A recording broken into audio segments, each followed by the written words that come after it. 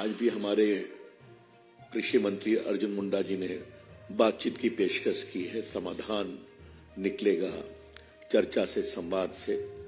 भारत सरकार का मन खुला हुआ है किसानों के बारे में। हमारी उनसे अपील होगी कि शांतिपूर्ण तरीके से इसका समाधान निकलना चाहिए। और हमारी सरकार ने किसानों के लिए कितना काम किया ये हम चर्चा कर चुके हैं। तो किसानों का विकास हमारी बहुत बड़ी प्रायोरिटी है, हमेशा रहेगी। तो दूसरी बात कहनी है कि संदेश खाली का विषय बहुत गंभीर हो रहा है।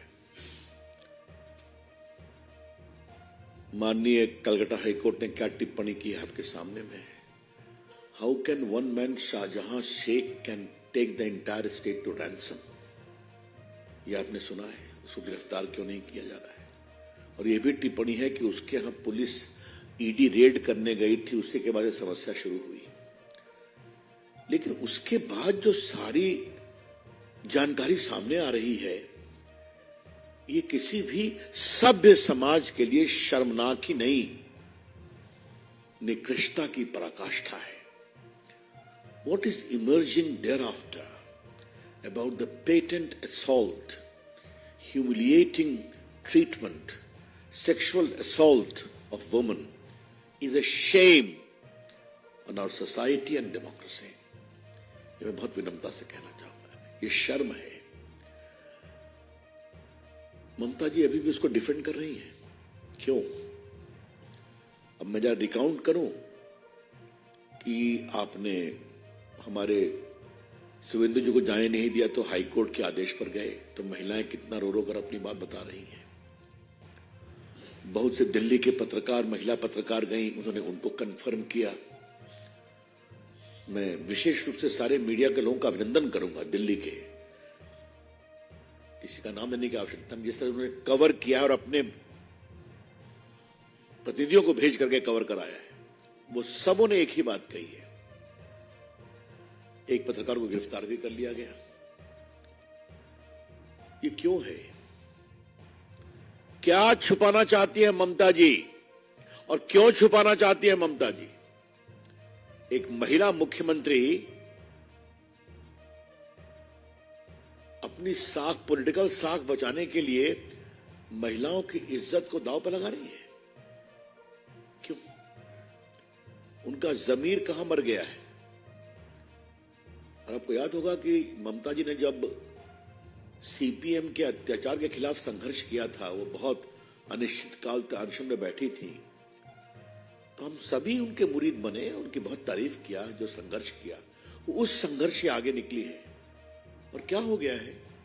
क्या आज उनका अत्याचार, पुलिस का दमन, सीपीएम के दमन से भी आगे निकल गया है? कभी ममता जी अपने अंतर विवेक पर कुछ सोचती हैं क्या? यह हम जरूर कहना चाहेंगे। हम वहां की नारियों का बहुत अभिनंदन करेंगे, उनके साहस का। और क्या कलकत्ता से मात्र 75-80 किलोमीटर दूर ऐसा हो सकता है क्या कि लोगों की जमीन छीन ली जाए? वो खेती में धान उगाते हैं, बाकी फसलें उगाते हैं, सब में पानी छोड़ करके कहा यही मछली पालो। पूरी जमीन के हेल्थ को खराब कर दिया गया। तो जमीन का कब्जा करना, उनको बेदखल करना, महिलाओं की आबरू लूटना। और मुझे सबसे तो तारीफ में आश्चर्य हुआ है कि जो एसआईटी जा रही है, ममता जी ने बनाया, वो क्या सवाल पूछ रही है। आज कई अखबारों ने लिखा है उस पर। सुप्रीम कोर्ट के गाइडलाइन बहुत सख्त है। In case of sexual assault and abuse of women's person, पूछताछ एक नॉर्म से होनी चाहिए। और एसआईटी पब्लिक में जाकर के एक ही सवाल पूछ रही है बार बार, क्या हुआ, कब हुआ, कैसे हुआ। मतलब वो सवाल कर रही हैं कि उनको और बेइज्जत कर रही हैं ताकि उनका मनोबल टूटे। तो भारतीय जनता पार्टी अपने राष्ट्रीय मंच से इसकी बहुत भर्त्सना करती है। और ममता जी, आपको इसका जवाब देना पड़ेगा। और ममता जी, आपको इसका राजनीतिक जनता जवाब देगी। ममता जी विल हैव टू पे फॉर इट। हम अपने बीजेपी के कार्यकर्ताओं का बहुत सम्मान करते हैं, वैसे वो संघर्ष कर रहे हैं वहां जाकर। पूरी पार्टी पूरी मजबूती के साथ खड़ी है। इसी संबंध में हमको एक बात और कहनी है, बाकी पार्टियां खामोश क्यों हैं? कल मैंने सुना है कि सीपीएम की एक नेत्री घूमने गई है, लेकिन सीपीएम ने अभी तक औपचारिक विरोध नहीं किया है, पब्लिक कमेंट नहीं किया है। राहुल गांधी जो हर विषय पर बोलते हैं खामोश हैं। चंडीगढ़ की एक घटना हुई, हम सुप्रीम कोर्ट के निर्णय का सम्मान करते हैं, दैट इज क्लोज चैप्टर, लेकिन उस पर सब कोरस में भाषण दे रहे हैं। आप देख लीजिए, आज अखबारों में चंडीगढ़ के डेवलपमेंट पर सबों की टिप्पणी है, लेकिन सैकड़ों की संख्या में सोनाखाली में माताएं, बेटियां, बहनें उनकी आबरू लूट रही, इस पर सभी खामोश हैं। तो ये क्या मतलब है इसका? हम इस विषय को उठाना चाह रहे हैं। ये लोग कहते हैं कि भाजपा लोकतांत्रिक है, भाजपा में लोग सुरक्षित नहीं है। आज आपके राज्य में महिलाएं सुरक्षित नहीं है। सरकार के पूरे पुलिसिया ताकत से उनको दमन किया जा रहा है। राहुल गांधी खामोश है, सोनिया गांधी खामोश है, ममता जी का मैंने बताया, वामपंथी खामोश है, महान विभूति अरविंद केजरीवाल खामोश है। तो ये है इनके दोहरे मानदंड। The share hypocrisy and utter double standard of these opposition parties is self evident. ये क्या नारी की बात करेंगे? और हमें गर्व है कि हमारी सरकार जब बात करती है बेटी बचाओ बेटी पढ़ाओ का, नारी सम्मान की बात करती है, तो करके दिखाते हैं। लेकिन इनकी करने की बात तो दूर, एक टिप्पणी भी नहीं है कि हम संदेश खाली में जो हो रहा है उसे हम दुर्भाग्यपूर्ण मानते हैं। इतनी भी हिम्मत नहीं है कहने की, हमें लज्जा हो रही है, इतनी भी हिम्मत नहीं है कहने की। इसे क्या कहा जाए? बीजेपी सारे बिखरते हुए इंडिया गठबंधन के नेताओं से एक सवाल करना चाहती है, आप क्यों खामोश हैं? क्यों खामोश हैं? क्या देश की संदेश खाली की बहनों माताओं की इज्जत का कोई आपके लिए पैमाना नहीं है क्या? ये उठाना चाहेंगे। वैसे मित्रों, मैं एक बात आपसे और कहूंगा, ये वोट के लिए लोग किसी सीमा तक जा सकते हैं। याद होगा ना, 3 तलाक पर भी खामोश थे लोग, सबों ने मिलकर विरोध किया था। प्रधानमंत्री के निर्देश पर मैंने ही उस समय कानून मंत्री के रूप में इस बिल को लाया था। ये सभी खामोश थे। क्या सोनिया गांधी, क्या सीपीआई, क्या सीपीएम, क्या उनकी सारी महिला नेत्रियां, सब। और आज भी वही हाल है। तो क्या मतलब है इसका? तो अगर वोट का सवाल आएगा तो महिला की इज्जत भी तिलांजलि दे दी जाएगी,